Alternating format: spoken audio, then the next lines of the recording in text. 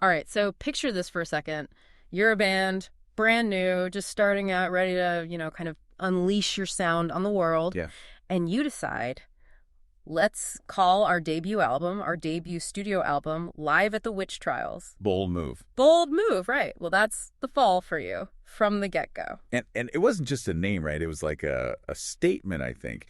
This was a band, and they thrived on doing things their own way, on contradiction. Yeah, no, that's putting it lightly because, Live at the Witch Trials, even though the name screams live and raw, it was a studio album. It was. Recorded in a single day, by the way. Yeah. Because Marky Smith, the band's mastermind, he had the flu. Yeah, adds a whole other layer to chaotic energy, doesn't it? It does. A little bit of context for that rawness. Yeah, exactly. Exactly. You can hear that urgency in every single track. Oh, absolutely. And that was deliberate, too. Right. This is them, capturing that raw energy, that live sound. It goes back to their punk rock roots. Right. Like you're crammed in some, dimly lit, Manchester club. The walls are sweating. The music's practically pinning you to the back wall. And that's what they wanted. You really get that sense from the album. That's what they wanted. Oh. They wanted to bottle that and unleash it. And speaking of chaos, this is also where, I guess, the Fall's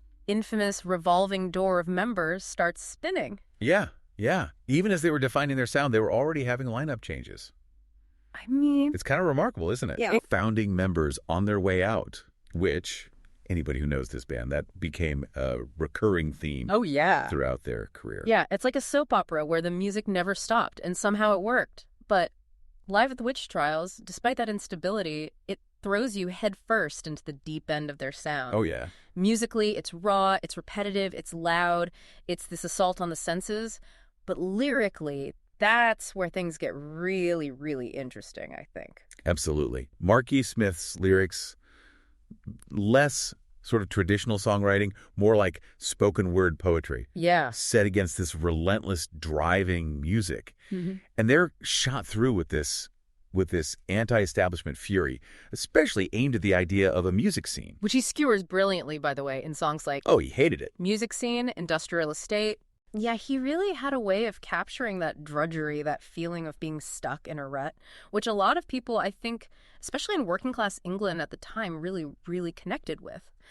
But it's not all doom and gloom, right? Yeah. There's a dark humor to it. Yeah. There's this sardonic wit woven throughout that makes it all the more biting, I think. Exactly. Like No Xmas for John Quays, which is the most bleak Christmas carol ever written. You are not wrong. It's very funny, though. But that was The Fall, finding humor in the darkest corners.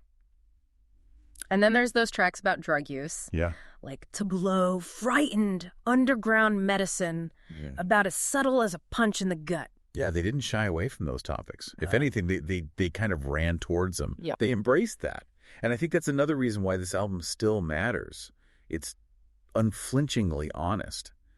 And that resonates even now, decades later. No filters, no apologies. Oh. But there's one song I want to zero in on for a second.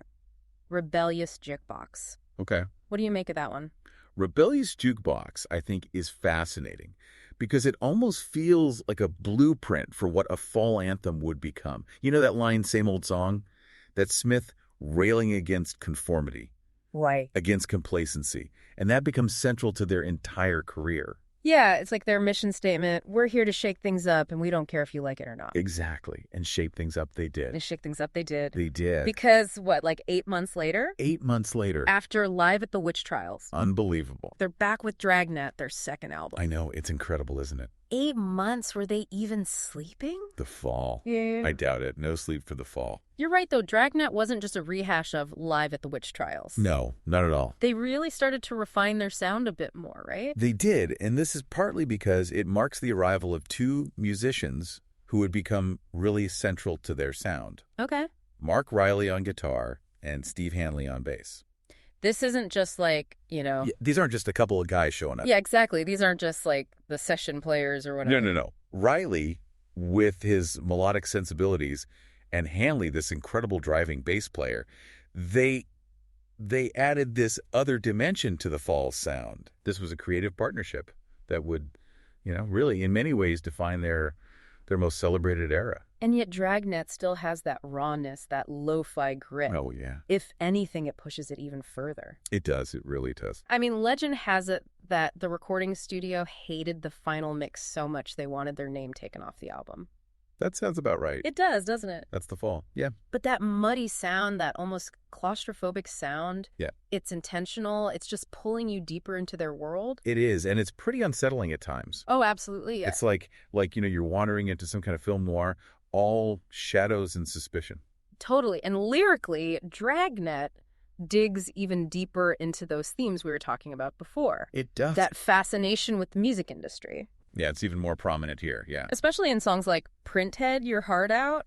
Yes, Printhead, they're literally quoting from a scathing review they got. Really? Yeah, talk about wearing your heart on your sleeve. Oh, that's amazing. It's like they're daring critics to take another swing. Exactly. It's that attitude, like, we're here, we're doing this, deal with it. Yeah. That made them so compelling. But Dragnet also goes to some pretty dark places.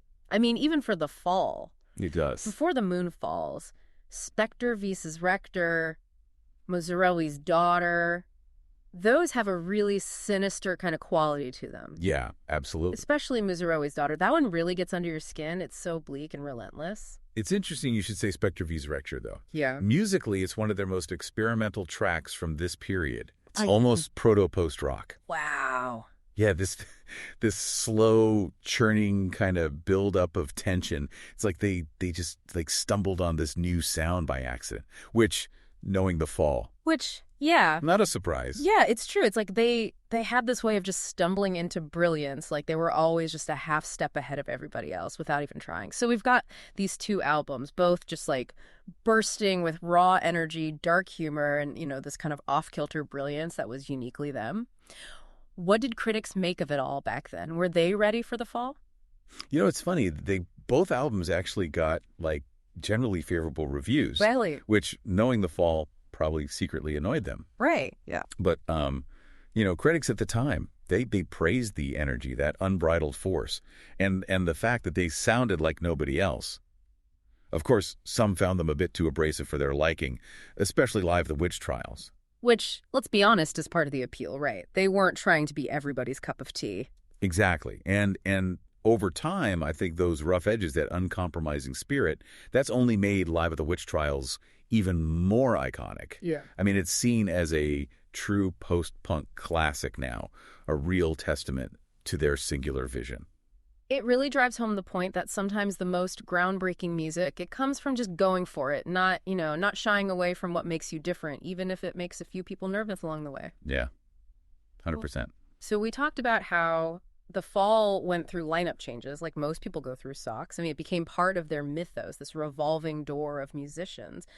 But the question is, why do you think that became such a defining characteristic of their sound? And could they have achieved that same impact, that same longevity with a more stable lineup? What do you think? It's a good question. I mean, maybe that constant evolution, that unpredictability, it was essential to who they were. Or maybe it was just Marky Smith being Marky Smith. Who knows? But it's interesting to think about, isn't it? It really is. And I think that's the beauty of the Fall. They keep you guessing, keep you thinking, and they keep you coming back for more. So there you have it, a deep dive into the raw, uncompromising world of the Fall's early albums. Until next time, keep exploring, keep questioning, and never ever settle for the same old song.